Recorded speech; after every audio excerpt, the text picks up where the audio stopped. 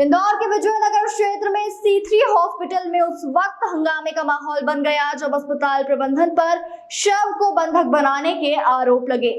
दरअसल अखिल भारतीय बलाई महासंघ के राष्ट्रीय अध्यक्ष मनोज परमार अपने समर्थकों के साथ अस्पताल में पहुंचे, जहां उनका कहना था कि एक मरीज की मौत बीते दिनों हो चुकी है, जिसे वेंटिलेटर पर रखकर अस्पताल प्रबंधन पैसे ठगने की कोशिश कर रहा है। जहां अस्पताल पर लोगों ने प्रदर्शन किया, वहीं C3 अस्पताल के प्रमुख मोहन झंवर के मुताबिक उक्त मरीज आयुष्मान योजना के अंतर्गत अस्पताल में भर्ती हुआ था, जिनकी स्थिति काफी गंभीर थी।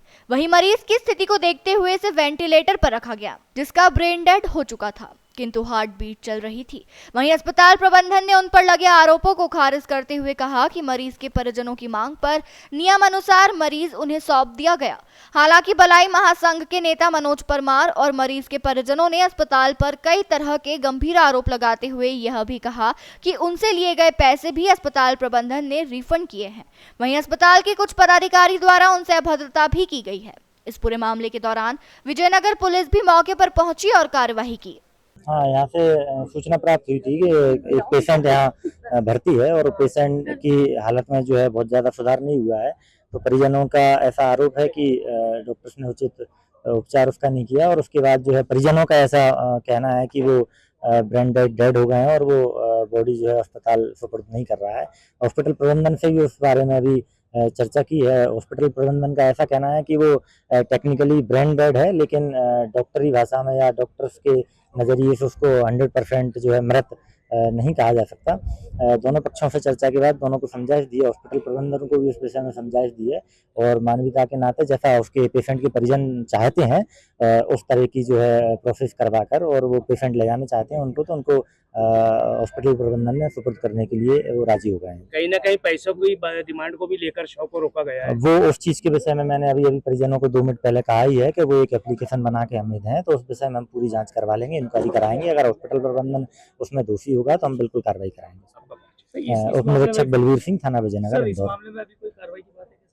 अभी पहले तो चूंकि परिजन वैसे ही परेशान है, तो इस विषय में अभी फिलहाल परिजनों की सहायता के लिए उनको साथ ले जाने के लिए कहा गया है। जैसे एप्लीकेशन उसकी आएगी तो उस पर अपन ये थोड़ा सा टेक्निकल अलग तरह की जांच होगी तो वो चल जाएगी। यहाँ चौथी ये घटना हुई है कि गरीब और मजदूर के शव को बंधक बनाया गया है, मुर्दे से पैसे की वसूली की जाती है। यहाँ पर मृत्यु उपरांत बॉडी को जबरदस्ती वेंटिलेटर पर रखकर जिंदा बताया जाता है और उसको जीवित बताकर उसके परिवारों से नगद आर्थिक रूप से वसूली की जाती है।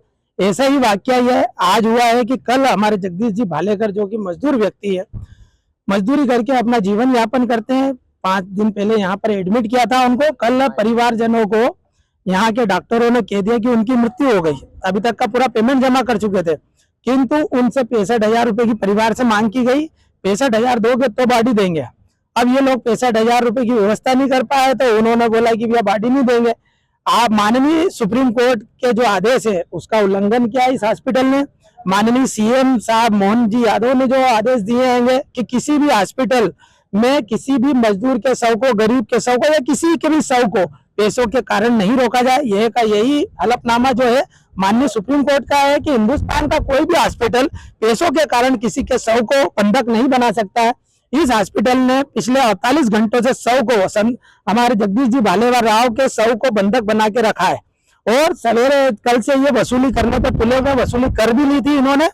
अखिल भारतीय बलाई महासंघ के तत्वाधान में यहाँ पर समस्त पदाधिकारियों के नेतृत्व में हम आंदोलन प्रदर्शन करने आए थे और हमने डॉक्टर झांझरी करके, मोहन झांझर करके उनसे, जो मैनेजमेंट डायरेक्टर है, उनसे समझाया। उनको हमने हलफनामा बताया कि जो मोहन झंवर को हमने समझाया कि भाई जो सुप्रीम कोर्ट का हलफनामा ये है, सीएम का हलफनामा ये है, सीएम हाउस की घोषणा ये है, गाइडलाइन सुप्रीम कोर्ट की ये है, आप अगर बॉडी रिलीज नहीं करते हो तो हम आपके हॉस्पिटल पे ताला लगा देंगे, आपके ऊपर वसूली का केस दर्ज करवाएंगे और आपके ऊपर बॉडी के अपहरण का केस दर्ज करवाएंगे। तब जाके यहाँ पर पुलिस प्रशासन आया और पुलिस प्रशासन हमको बॉडी भी दिला रहा है और पुलिस प्रशासन जो है वो पैसे भी वापस दिला रहा है। अभी आज मैं जो है यहाँ इन सब लोगों से मिला हूँ जो कंसल्टेंट डॉक्टर रहे थे, जिन्होंने ये पेशेंट यहाँ पर एडमिट किया था। उन्होंने इस पेशेंट का कोमा में बताया है, जिसमें उनकी ब्रेन डेथ वगैरह हुई है, जिसका रिट्रीव करने के लिए हॉस्पिटल अपना प्रयास कर रहा है।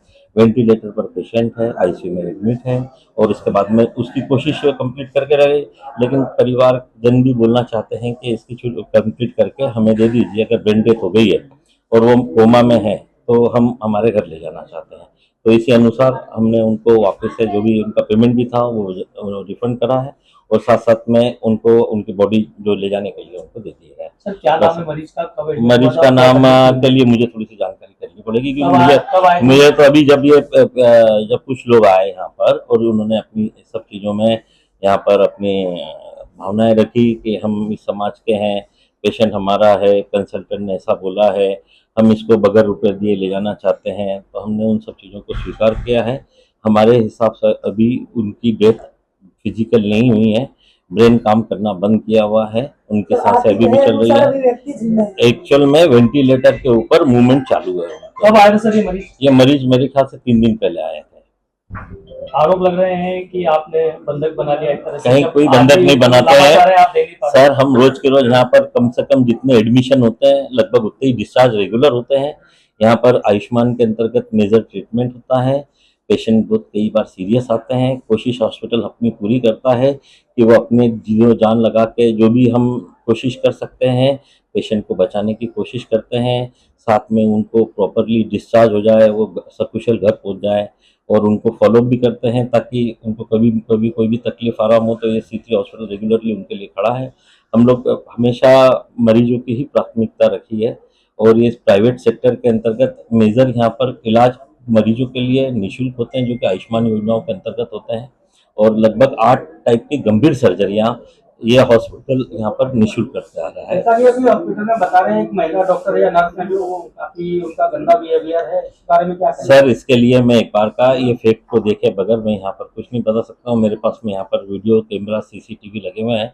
या मैं उस टाइम में नहीं था जिस टाइम में उनकी सब कुछ भी चीज़ें रही है। एक बार मैं सब देख लेता हूँ, अगर कुछ भी रहेगा तो हॉस्पिटल जो भी एक्शन